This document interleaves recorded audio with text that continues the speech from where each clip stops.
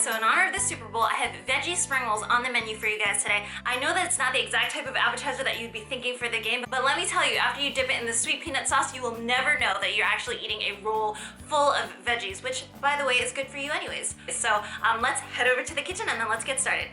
Okay guys, so I started off by prepping the vegetables first. I basically used a vegetable peeler and started peeling like 2 carrots, a zucchini, and then cutting another carrot up into matchsticks. And I like to use the peeler because it's really just nice and quick. It gets it to the size that I want. I added some spinach here and there and some cilantro. So onward to the spring roll. You want to soak the spring roll paper in warm water for about 20 seconds, 20 to 30 seconds, flipping it around. And here's a couple of tips. You want to wet your board before you put the spring roll paper on it because otherwise it will stick to it and it will not roll up.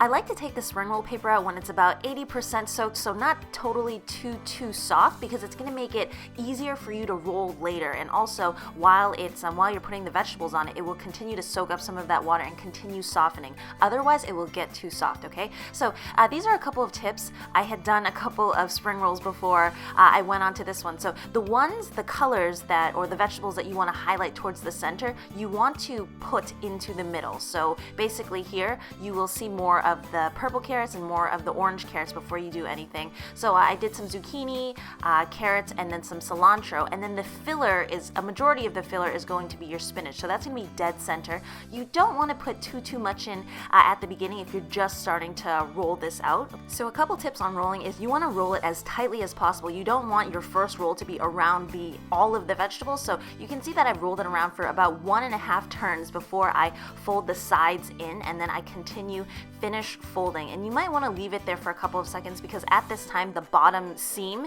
is still kind of wet, so it's not sticking together. But after a couple of seconds, everything should be all set, and then you can put it along with the rest of your spring rolls off to the side. So if you're going to be making your spring rolls first and your sauce second, you want to definitely put some plastic wrap around those spring rolls because they dry up very easily. Okay, so onwards to the sauce that really makes this dish. So I have a 1/4 cup of peanut butter and then 2 teaspoons of soy sauce that I'm going to add to it, and then also about a tablespoon of hoisin sauce. So hoisin sauce is going to provide that nice sweetness and that nice balance to the peanut butter, so it's kind of savory and sweet. And then finally about a teaspoon of sriracha. You guys know that I don't like spiciness too much, so I just added a drop here and there. And then also a teaspoon of minced garlic, and then around 2 tablespoons or so of water just to adjust for the thickness and the thinness of the sauce. And then that's basically it. I mean, that is the typical peanut sauce that you guys see in like sattés and spring rolls. It's so easy to make, and it just really makes these spring rolls pop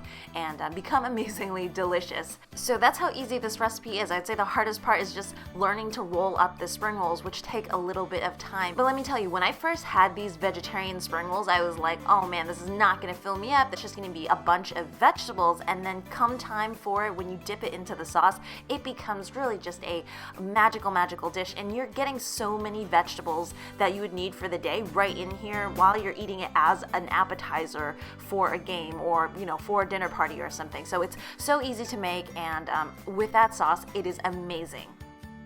Anyways guys, I hope you enjoyed this recipe and that you'll enjoy making it. As usual, if you want to see more recipes and videos like this, remember to hit that like and subscribe button, okay? Guess I'll see you guys again next time. Bye!